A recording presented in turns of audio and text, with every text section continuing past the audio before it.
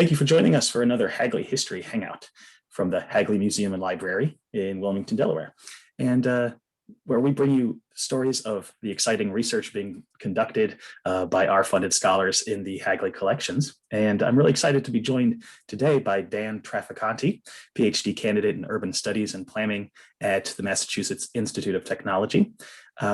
His dissertation project is called Patents Over Planning, Industrial Capital and Post-War Innovation Policy, for which he received support from the Hagley Center for the History of Business, Technology, and Society. And in general, he's looking at federal programs for technology development and their relationship with private industrial interests. Dan, thank you so much for speaking with me today. Sure thing. Thanks, Greg. Absolutely. Let's get started. Why don't you tell us more about your project?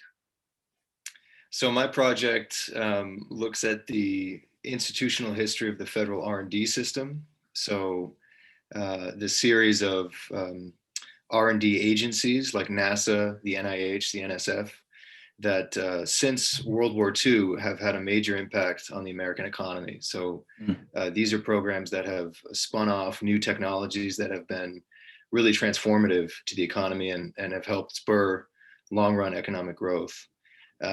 So these technologies range from, medical equipment and drugs to the satellite system to even, the infrastructural basis of the information and communication technology sector. So if you sort of go down the line of the most impactful technologies of the last 60 or 70 years, many of those technologies will have their birth in this federal R&D system. And like you said, I looked at the institutional history and the policy history of this system, but then also I examined the interaction between the business class and in particular industrial business and this vast federal R&D system. And what did you discover? How would you characterize this relationship between publicly funded innovation and private capital, private industrial interest? Yeah, so it's a complicated relationship, and it's a relationship that evolved over the course of the decades after World War II. At the start, I would say industrial business was highly suspicious of the state taking on this new role as a direct promoter of technology. And this reflected, a general suspicion of government intervention at the time. So I'm talking here about the New Deal era and the sort of the wartime years, and then the immediate post-war period. Industrial business during this period, I think, worried quite a bit that as the government stepped up and became a direct promoter of technology, that this role could expand even further and, for example, intrude on key decisions that private business had been making up to that point vis-a-vis R&D. And so the key sort of intrusion that I explore in my work is patent rights.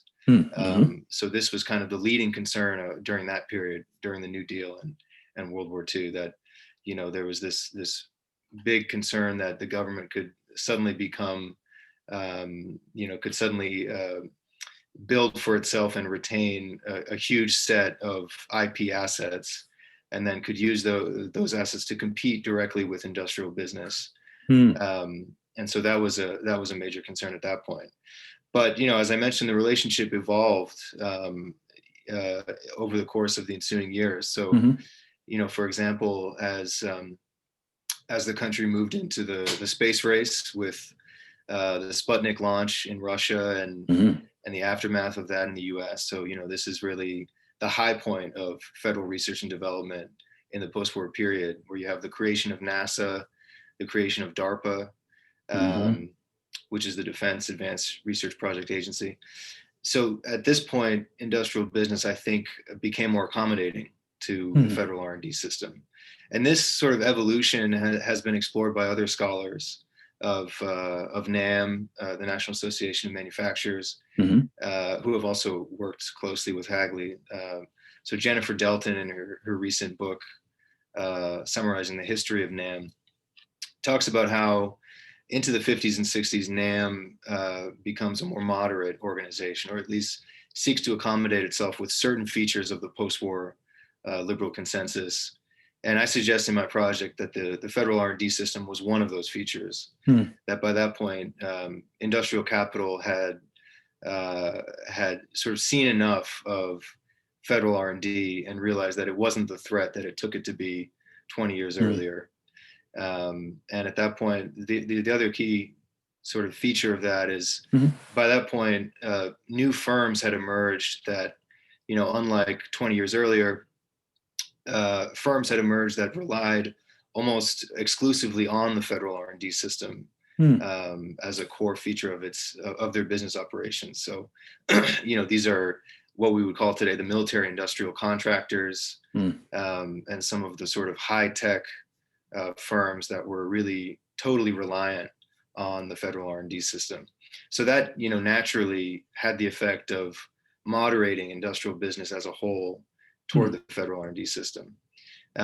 So I look at some of those factors that changed this relationship and made it more of a symbiotic one rather than a directly confrontational one during the New Deal and World War II.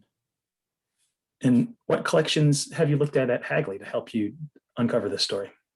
So mostly I've focused on the NAM collection, and I found that to be, a real treasure trove of material when it comes to these issues, mostly because NAM, as you may be aware, split up its operations into different policy-oriented committees. And so, for example, they had a committee on the federal budget or a committee on tax. So it was relatively easy to find these materials because they had, starting in the mid 1930s, I believe, NAM maintained a patents and research committee.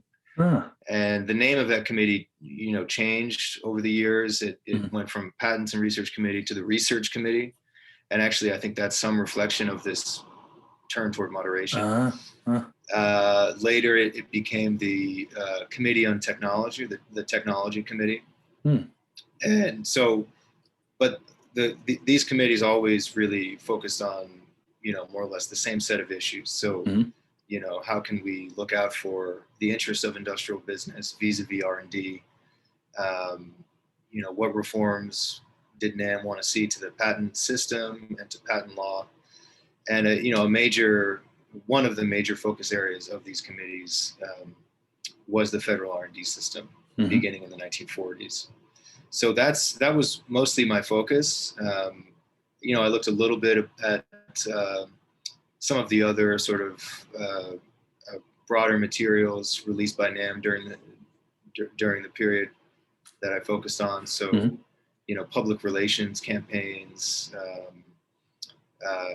big public events where NAM tried to influence public opinion, that kind of thing. Most of those were still linked in some way to the patents and research committees, but that was mostly my focus in the Hagley archives. Did they land on any effective strategy for getting the federal government to divest its its possession of innovative intellectual property? Yeah, so the argument, it's interesting because, private contractor ownership of intellectual property that comes from direct government funding, I think has always been intuitively sort of unfair, and there's something wrong about it because the very basic justification for intellectual property is you assign a patent right or you assign intellectual property rights in order to compensate for the individual investment in resources that the inventor makes. That's the basic idea. But when it comes to the federal R&D system, you have a violation of that, since the federal government is the funder of these projects. So from the very beginning, some of the more progressive policymakers and thinkers that looked at the federal R&D system, had this sense that, why are we giving these patent rights away? They were funded by the federal government. So industrial business always had to confront this sort of basic intuition that, this doesn't look right. And so NAM and industrial business more broadly developed a number of arguments over the series of the decades I looked at. And it's interesting to look at how those arguments evolved. I mean, it started in the 1940s with, basically the idea that, well, there is something perhaps unfair with private contractor ownership, but it's a necessary evil that we have to tolerate in order to get private firms to partner with the government. And so if we don't give away patent rights, you won't have this partnership on which the federal R&D system relies, because you won't get the participation of private firms. And then as we got into the space race and then sort of the post-Sputnik era, the spin-off argument started to emerge, which is that, actually there's perhaps some broader economic benefit to allowing private contractors to retain patent rights, because they can take these inventions and then spin them off and create new technologies, commercialize them, and so forth. Mm-hmm. So that was really the birth of the spin-off, because NASA and to a lesser extent DARPA were seen as obviously having potential commercial industrial purposes. Mm-hmm. And that was, that has clearly been borne out. And then finally, my project wraps up in the 70s and 80s. And by that point, the spin-off argument sort of comes to full maturity. And you go from, in the 50s and 60s, the sense that, maybe there are interesting private commercial uses for these technologies. Then in the 70s and 80s, it becomes an explicit policy that, the logic of the spin-off has now become an intentional developmental purpose. Mm-hmm. And so this is the rise of what we now call the technology transfer consensus, where this very feature where patent rights, are funded by the U.S. government, by the federal government, and then they're transferred to private firms, that's actually an explicit economic development, economic growth policy. It's not a bug, it's a feature. Exactly. That's exactly right. Yeah.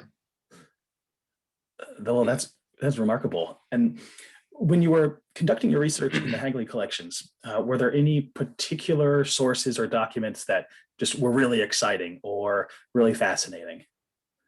Well, I mean, one of them I think, or one series of materials that were extremely helpful is, there was a debate from the mid 1940s to the end of the 1940s over how to structure the National Science Foundation.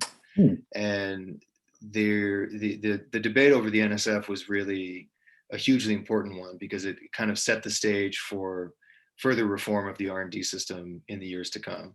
So a lot was riding on, what the NSF was going to look like, how it would be structured, and then critically what the IP policies would be. So would the NSF retain patent rights, or would it transfer patent rights to private contractors? And NAM, I found, a wealth of material on the NSF debate. I mean, NAM was very focused on it for the 5 or so years where the debate was very active. Famously, there was a split between a senator from West Virginia named Harley Kilgore, who kind of wanted a more progressive, New Deal inspired vision for the NSF. And then Vannevar Bush, who was the architect of US wartime science, who I think generally is characterized as wanting a more business friendly version of the NSF. And so I found a lot of material on how NAM ultimately sided with Bush and aimed to sort of derail or block Kilgore's efforts to develop a more progressive version for the NSF. So that was one set of materials that I found, extremely useful to my project. And one of my chapters is basically devoted entirely to that. Another set of materials that, I thought were just really interesting was, as I mentioned, in the 1950s and 60s, this is kind of the birth of the spin-off. And this is also where you see firms that had been reluctant to participate in the federal R&D system, and were perhaps suspicious of this kind of state activity. Mhm. This is the moment where those firms, have a sort of aha moment and realize that it could be really beneficial to take part in this kind of partnership with the federal government. Mhm. And so I found in the 50s and 60s, I found a number of statements in the NAM materials attributed to specific firms. So, these firms would send representatives to these meetings, and then, Mhm. they would say the representative from Monsanto, for example, or Right, sure. so actually, I found statements from firms saying, up to this point, we've been suspicious of this. We haven't wanted to participate in it, but we've realized it's just such a good deal for us. Mhm. Monsanto in particular said, we've always wanted to fund a program in exotic chemistry, which by that they meant just, sort of blue sky, um, you know, uh, very sort of speculative or high risk Fundamental R&D. research. Yeah, exactly. And this representative said, but we've never been able to justify the cost, and it's always been too high risk. And then, finally, we now see that participating in the federal R&D system will allow us Mhm. to develop Mhm. exotic chemistry. And so, I think that was a very telling moment for these firms and for industrial business more broadly. Mhm. Because the role of the state as an absorber of risk is a much bigger story. And um, it sounds like we have the business sector sort of learning this lesson in real time in your work. Yeah, that's right. I mean, I think in some ways my project aims to, I think the basic aim is to illuminate this relationship between industrial business and the federal R&D system, but it's also a story of sort of, you could say the self-reflection on the part of industrial business, and a very, very much evolving set of positions that NAM and industrial capital is taking. And I think that's probably illustrative of a broader trend that, Mhm. business in the post-war, liberal consensus period came to realize that, perhaps there were parts of the state that would actually serve our interests, and that, unlike sort of the knee-jerk reactions to the New Deal or Mhm. various features of the New Deal, there are elements of the liberal state that can partner with business and produce some good outcomes for business. Mhm. What might a more progressive or innovative innovation policy that is more supportive of the public sector, what might that look like? Would it be, say, contractors have to license publicly held intellectual property? Or, for instance, what was Kilgore arguing for in terms of what sort of system did he envision? Yeah, so I mean, it's a great question, and there have been a lot of different, I guess you could say, different answers to that over the years. But to Mhm. start with Kilgore, he kind of his vision for the federal R&D system relied on two institutional choices. So first, Kilgore wanted a highly centralized R&D system. So unlike the situation that we have now, which is which has been called the pluralist, a pluralist model for R&D, where you have a variety of different discrete R&D agencies that are uncoordinated for the most part, and each pursue their own mandate. Kilgore wanted a single, powerful, centralized R&D agency with broad powers to set technological goals, and control the federal R&D budget. And this would really be an innovation planning agency, Hmm. very much unlike what we have now. And that was, I think, seen as progressive because the idea was that if you make it a single centralized R&D agency, first of all, it puts it in the public eye, and it Hmm. elevates R&D policy to, perhaps the level of environmental policy that we have today with the EPA, for example, Mhm. or OSHA or something. So, if you have this visible, central agency, it brings R&D policy to the public consciousness, and inspires active democratic debate over how we want to structure the federal R&D system. So that was the basic thinking there. The other institutional choice was Kilgore was a supporter of government ownership and retention of patent rights. And that, I should also mention, which is an interesting part of my project, is that Kilgore actually saw government ownership of patents as an anti-monopoly measure, because this was a period where there was a lot of concern over the patent hoarding by major industrial giants. And public R&D was actually seen by Kilgore and some of his supporters as a tool of antitrust, which is kind of an interesting thing. That's sort of been forgotten decades later. But is the notion that if it's public property, everyone owns it, and therefore no one and can monopolize it. It thereby stop exactly. It can reduce the sort of anti-competitive use of patents that had emerged by that period, by the 30s and 40s.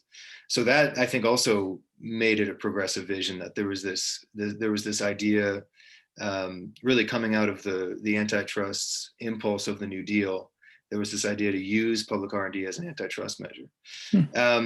But I guess you could say the progressive vision for R&D has evolved, over the course of those decades. And one of the ways that it did is sort of more progressive policymakers or thinkers began also to take a look at which particular fields the R&D system is funding. So this wasn't so much concern at the time of the Kilgore and Bush debate, but now it's common to see the critique that the federal R&D system is too much, is too oriented toward military purposes, or even toward there's also the critique that we put an overemphasis on pharmaceuticals. So there are now voices out there saying, well, we should take this vast federal effort and redirect it toward climate-oriented research. I mean, and I think that argument certainly bears a lot of weight, particularly now. But that emerged as a new sort of progressive critique, that let's look hard at which sectors and which technologies we want to emphasize. And it's more difficult to coordinate that kind of effort with the pluralist institutional organization. Yeah, that's exactly right. So, I mean, those two things have always have gone hand in hand. I mean, particularly in the last few decades, that, number one, we need more R&D planning, you could say. And then along with that, with R&D planning, then we can begin to really target strategic sectors and make informed choices about which technologies we want to see developed and commercialized and so forth. Well, Dan, thank you so much for talking with me about your work. It's a really fascinating project. Thanks. Yeah, absolutely. I'm happy to do it.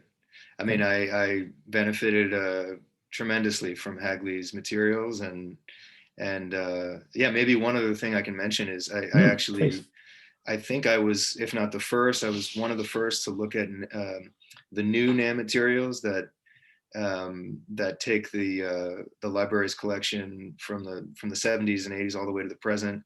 And I found some really useful material on the 80s as well, and how NAM by that point had become more and more interested in industrial policy, and in direct federal support for declining industrial firms and the industrial sector more broadly.